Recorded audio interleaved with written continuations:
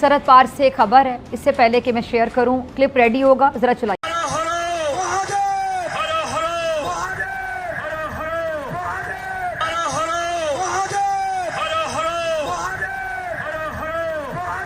उन मुल्कों में से है जिन पर बहुत ही कम कर्ज है, क्या कुछ नहीं किया। हसीना वाजिद ने पर लगाकर देखा आपने, एक मुल्क है दो रहनुमा है। बांग्लादेश की यूनुस सरकार के सामने हिंदू धर्म से जुड़े लोगों ने एकजुट होकर अपनी ताकत का एहसास करा दिया है। बांग्लादेश में शेख हसीना के तख्ता पलट के बाद से ही हिंदुओं पर अत्याचार जारी। बांग्लादेश में बनाई गई है ना, ये बनी नहीं है, ये इंटरनेशनली जो एस्टैब्लिशमेंट है उसने बनाई है। क्योंकि कोई भी इंटरनेशनल एस्टैब्लिशमेंट जो है वो ये नहीं चाहती कि कोई भी मुस्लिम मुल्क जो है अपने पांव पे खड़ा हो जाए। जो भी अपनी स्टेबिलिटी की तरफ जाएगा ना मुस्लिम मुल्क, ये उसको किसी न किसी तरीके से नीचे ही गिराएंगे। उन्होंने देश में दोबारा से प्रोटेस्ट का आगाज हो चुका है। अच्छा, मंदिरों पर तोड़फोड़ से लेकर हिंदुओं पर हमले की घटनाएं रुकने का नाम नहीं। वहाँ तक नजर जा रही है, केवल हिंदू धर्म के मानने वाले लोग ही दिखाई दे रहे हैं। सनातन धर्म के लोगों से यूनुस सरकार की नहीं बल्कि पाकिस्तान भी डरा हुआ दिख रहा है। बांग्लादेश के खिलाफ किसने साजिश कर दी कि अचानक बेहतर स्टेबिलिटी की तरफ जा रहा था, आज वो समझ ले बांग्लादेश से बांग्लादेश या रोड पे आ गया ऑलमोस्ट। अगर आपको पाकिस्तान में मुस्तकिल तौर पर रहना पड़े तो फिर आप क्या करेंगी, कौन से शहर में रहेंगी और क्या आपकी फीलिंग होगी? अल्लाह ना करे ऐसा कोई दिन आए भाई मेरे लिए तो जहन्नुम है, मेरे लिए पाकिस्तान तो बहुत बड़ा जहन्नुम। टेररिस्ट को नहीं कहा कभी, ये जो गंदी हरकतें रोज आए रोज इंग्लैंड में पाकिस्तानी मोमिनीन वहां पे बच्चियों के साथ गंदी हरकतें कर रहे हो, तो कभी किसी को नहीं कहा यार तुम मुसलमानों को तो शर्म नहीं आती। ऑब्वियसली यहाँ पे सारे भाई पहले सिख थे और ये हिंदू थे, हिंदू के बाद मुस्लिम फिर सिख, इस तरह था। अगर हम चले जाते हैं, अभी जा रहा 2023 और सन अगर 600 में चल जाते हैं तो तब यहाँ पे जस्ट हिंदू। रियासतों की सबसे बड़ी जो हमारी गलती है वो ये है कि हम अपना पेट भरते हैं। ठीक है ना, मुखलिस नहीं है। जय हिंद दोस्तों, हिंदुस्तान परफेक्ट में आपका बहुत बहुत स्वागत है। दोस्तों, जैसा कि आपने वीडियो में देखा कि बांग्लादेश में चारों तरफ सड़कों पर भगवा रंग ही नजर आ रहा है। इस रंग को देख करके पाकिस्तानी हैरान और परेशान नजर आ रहे हैं। बांग्लादेश में हिंदुओं ने जुर्म के खिलाफ अपनी आवाज को बुलंद कर दिया है और हिंदू सड़कों पर उतर आए हैं।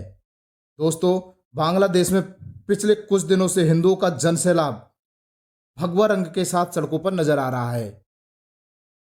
चटगाम में हिंदू जागरण मंच द्वारा एक बहुत बड़ी रैली का आयोजन किया गया, जिसमें लाखों भगवाधारियों ने बढ़ चढ़कर भाग लिया। दोस्तों, बांग्लादेश की अंतिम सरकार से अल्पसंख्यक अधिकार और सुरक्षा की मांग को लेकर के हिंदू जागरण मंच ने आंदोलन किया। मीडिया रिपोर्ट्स के अनुसार इस संगठन ने बांग्लादेश के अंतरिम सरकार से मांग रखी है कि सरकार उनकी 8 मांगे जब तक पूरी नहीं करेगी तब तक उनका विरोध प्रदर्शन जारी रहेगा। दोस्तों, अल्पसंख्यकों के खिलाफ होने वाले जुर्म के लिए अलग से स्पेशल अदालत की मांग रखी गई। अल्पसंख्यक पीड़ितों को मुआवजा एवं पुनर्वास की सुविधा दी जाए और अल्पसंख्यकों को एक अलग से मंत्रालय का गठन किया जाए। इस तरह की 8 मांगे हैं। जब तक ये मांगे पूरी नहीं हो जाती, बांग्लादेशी हिंदुओं का आंदोलन जारी रहेगा और वो भी भगवा रंग के साथ में।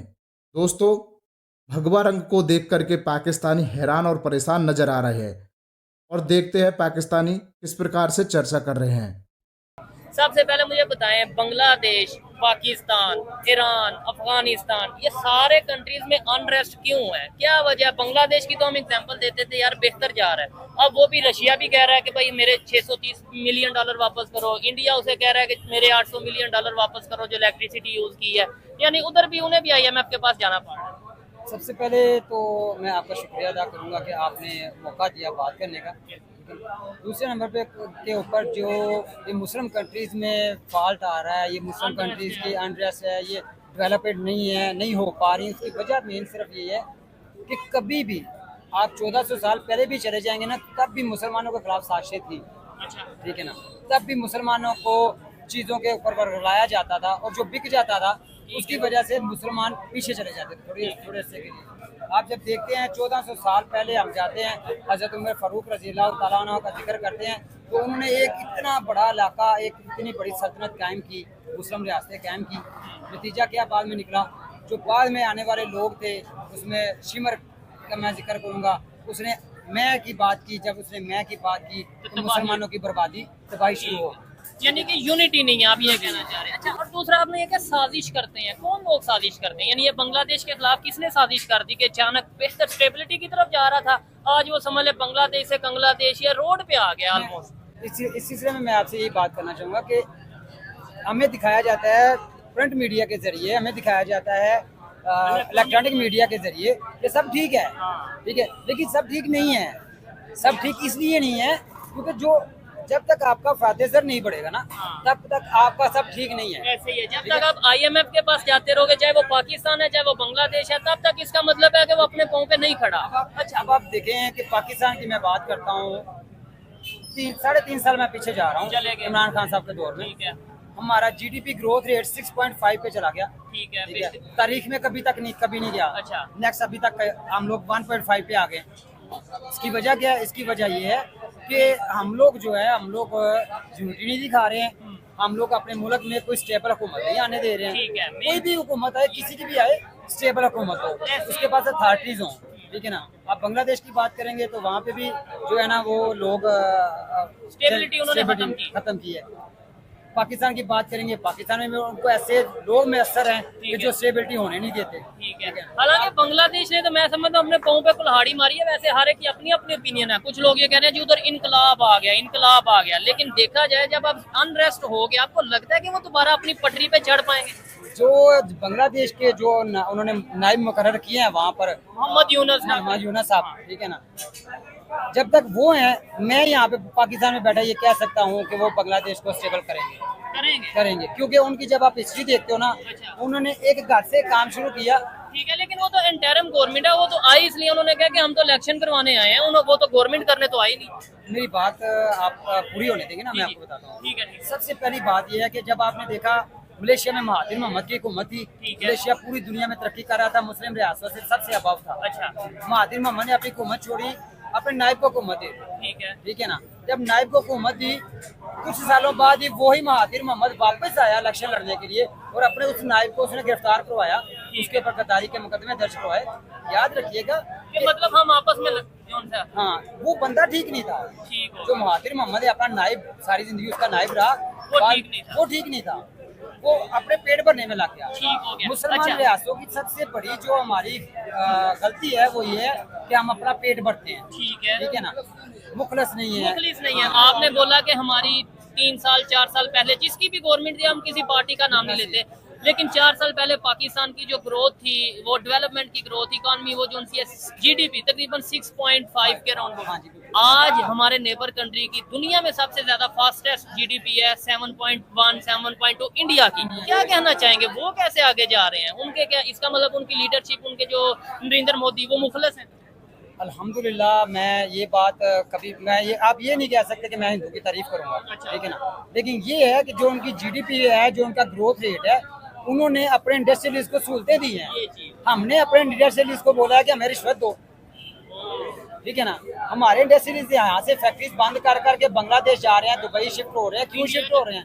ठीक है ना, हमारे पिछले दिनों नेक्सकोला का प्रॉब्लम चल रहा था। नेक्सकोला वाहिद पाकिस्तान में ऐसी कंपनी थी जो पेप्सी और कोक को जो है ना वो मुकाबला कर रही थी। आज उसका मालिक जो है वो दुबई भाग गया। क्यों भाग गया?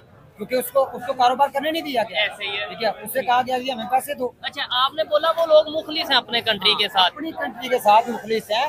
दूसरे नंबर के ऊपर उनको ये है कि हमारे मुल्क में ग्रोथ रेट है कि 1 अरब कंट्री का 1 अरब से ज्यादा पीपल्स की वो आबादी है, और देन उसके पास जो इकॉनमी है वो इकॉनमी ही उसकी जो है मेन पावर है। ठीक है ना, उन्होंने अपने इंडस्ट्रियलिस्ट को मजबूत किया। ये भाई आपके साथ कह रहे हैं कि उनकी आईटी को प्रमोट किया उन्होंने। आईटी को, ठीक है, आईटी को तो उन्होंने प्रमोट किया, साथ उन्होंने मेडिसिन को प्रमोट किया। उसके बाद उधर पॉलिटिकल स्टेबिलिटी है। मैं कहता हूँ अगर मैं इधर तारीफें करने बैठूँ, वो फिर बात और साइड पे चल जाएगी, लेकिन रियलिटी पे आप बात करें तो आपको नहीं लगता कि तारीफ करना बनती है? उनकी बिल्कुल तारीफ करना बनती है। अगर रियलिटी ये एक मिनट सोच ले, एक मिनट। हाँ, वजह ये है कि जब आप अपनी कंट्री में कारोबार करने दे रहे हो, आप अपनी कंट्री में रोजगार दे रहे हो, ठीक है ना, तो उसका नतीजा इतने बड़े आबादी वाले 1 अरब 40 करोड़ आबादी वाले कंट्री में रोजगार दे रहे हो, हम 25 करोड़ नहीं अफोर्ड कर पा रहे। वहाँ पे भी इश्यूज हैं, ठीक है, बहुत सारे इश्यूज हैं, बहुत सारे प्रॉब्लम्स हैं वहाँ पर भी। लेकिन बदकिस्मती के साथ हमारे यहाँ प्रॉब्लम ये है कि हम कहते हैं मैं, वो कहते हैं नहीं हम यूनिटी, ठीक है ना।